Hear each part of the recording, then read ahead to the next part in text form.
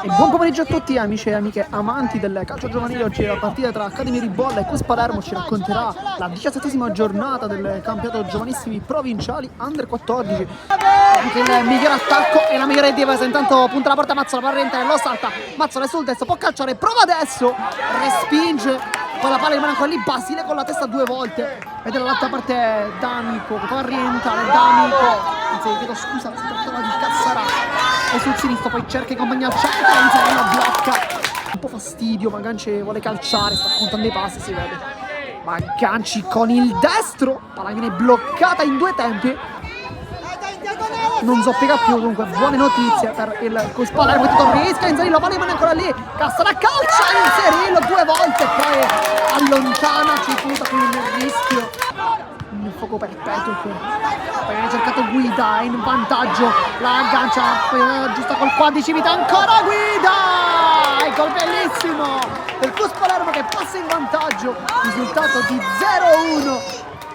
E qui questa volta Guida non perdona, dopo il primo rimpallo che ha favorito la conclusione di Cassarà. Sbaglia tutto Ganci, regala il possesso a Guida, che adesso fa scattare il compagno, la velocità, ottimo di Cassarà, contro Cicuta, lo salta, prova a calciare, la blocca Inzerillo, ma ancora una volta scivolata Cicuta. Nulla, intanto Ganci fa una conclusione molto complicata, poi il rimpallo lo favorisce, anzi il vento, Cina, ottima palla, Mazzola, calcia! E il palo, gli dice di no, adesso si infiamma il pubblico presente all'Accademia Ribolla. Si trattava di Guida, ma chiude ancora una volta Cicuta in anticipo. Poi Tallarita, vede la palla per Morici, c'è un corridoio perfetto che vede i compagni con il pallone tentato da Riera. Alta all'uomo, si allunga il pallone, può calciare, ci pensa, Tallarita da fuori!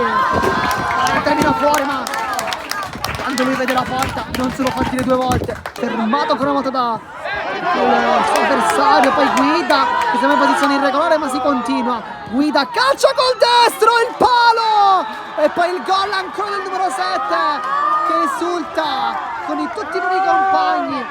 Alla rete dello 0-2 si chiedeva una posizione irregolare di fuorigioco, ma chiaramente da qui sembra un po' difficile, ma forse voi da casa potreste anche aiutarci. Passi con il conteggio, forse anche qualcosa in più in realtà. Il gioco è stato fermo per veramente tanto tempo. Intanto il break da parte del Cus Palermo che prova ad andare in gioco con Guida che prende la velocità ancora sulla fascia destra, poi calcia e Di Paolo ancora una volta, perfetto, minuto 68, l'ottava c'è appena entrato, si gira, può calciare, si crea l'occasione, adesso allarga la sua giocata verso Talantino, poi Tallarita di prima e blocca ancora una volta,